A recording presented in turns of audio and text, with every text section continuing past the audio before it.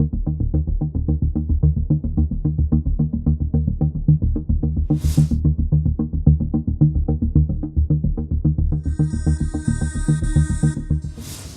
nomor 75 dan seterusnya 2024 berdasarkan demi keadilan berdasarkan ketuhanan Yang Maha Esa, Mahkamah Konstitusi Republik Indonesia yang mengadili perkara konstitusi pada tingkat pertama dan terakhir menjatuhkan putusan dalam perkara perselisihan hasil pemilihan umum anggota DPR dan DPRD 2024 yang diajukan oleh Partai Persatuan Pembangunan yang diwakili oleh Haji Muhammad Mardiono dan Arwani Tomafi sebagai PLT Ketua Umum dan Sekretaris Jenderal DPP Partai Persatuan Pembangunan. Dalam hal ini berdasarkan surat kuasa 20 Maret 2024 memberi kuasa kepada Ervandi SHMH dan kawan-kawan kesemuanya adalah advokat dan seterusnya dianggap diucapkan, selanjutnya disebut sebagai pemohon. Terhadap Komisi Pemilihan Umum berdasarkan surat kuasa khusus 29 April 2024 memberikan kuasa kepada Hifzil Halim SHMH dan kawan-kawan kesemuanya adalah advokat dan seterusnya dianggap diucapkan, selanjutnya disebut sebagai termohon. Partai Golongan Karya yang diwakili oleh Airlangga Hartarto dan Ludwig F. Paulus, Ketua Umum dan Sekretaris Jenderal Partai Golongan Karya.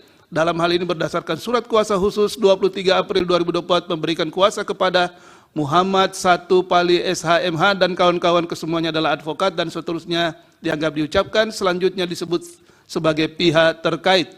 Membaca permohonan pemohon dan seterusnya dianggap diucapkan, kedudukan perkara dan seterusnya dianggap diucapkan, pertimbangan hukum, kewenangan mahkamah dalam eksepsi, paragraf 3.1 sampai dengan paragraf 3.3 dan seterusnya dianggap diucapkan dan oleh karenanya mahkamah berwenang untuk mengadili perkara AKO dan seterusnya dianggap diucapkan, tenggang waktu pengajuan permohonan paragraf 3.4 sampai dengan paragraf 3.6 dan seterusnya dianggap diucapkan, permohonan pemohon diajukan masih dalam tenggang waktu dan seterusnya dianggap diucapkan. Kedudukan hukum pemohon paragraf 3.7 dan paragraf 3.8 dan seterusnya dianggap diucapkan dan pemohon memiliki kedudukan hukum untuk mengajukan permohonan AKO. Selanjutnya mahkamah akan mempertimbangkan eksepsi dan pokok permohonan. Dalam eksepsi 3.10 dan seterusnya dianggap diucapkan, eksepsi termohon dan pihak terkait pada pokoknya menyatakan permohonan pemohon kabur dengan alasan dan seterusnya dianggap diucapkan.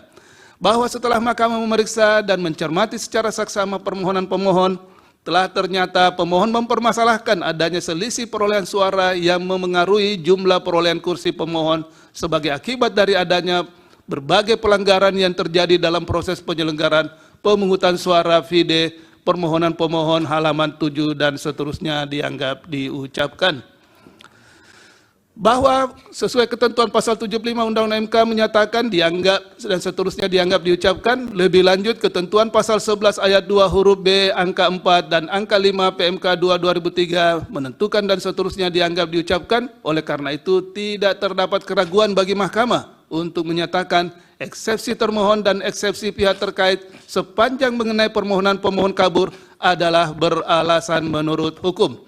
Paragraf 3.12 sampai dengan paragraf 3.14 dan seterusnya dianggap diucapkan. Konklusi dianggap diucapkan berdasarkan Undang-Undang Dasar 1945 dan seterusnya dianggap diucapkan. Amar putusan mengadili dalam eksepsi 1 menurut eksepsi termohon berkenaan dengan kewenangan mahkamah dan tenggang waktu pengajuan permohonan. 2 mengajukan eksepsi termohon dan eksepsi pihak terkait berkenaan dengan permohonan pemohon kabur. Dalam pokok permohonan menyatakan permohonan pemohon tidak dapat diterima. Demikian diputus dalam rapat permusyawaratan hakim yang dihadiri oleh 9 hakim konstitusi yang nama-namanya dianggap diucapkan pada hari Rabu tanggal 15 bulan Mei tahun 2024. Dalam hal ini hakim konstitusi Arsul Sani menggunakan hak ingkar dalam memutus perkara AKO yang diucapkan dalam sidang pleno Mahkamah Konstitusi terbuka untuk umum pada hari Rabu tanggal 22 bulan Mei tahun 2024 selesai diucapkan pukul 8:14 waktu Indonesia Barat oleh 9 hakim konstitusi tersebut di atas dengan dibantu oleh Mary Christian Putri sebagai panitera pengganti serta dihadiri oleh para pihak.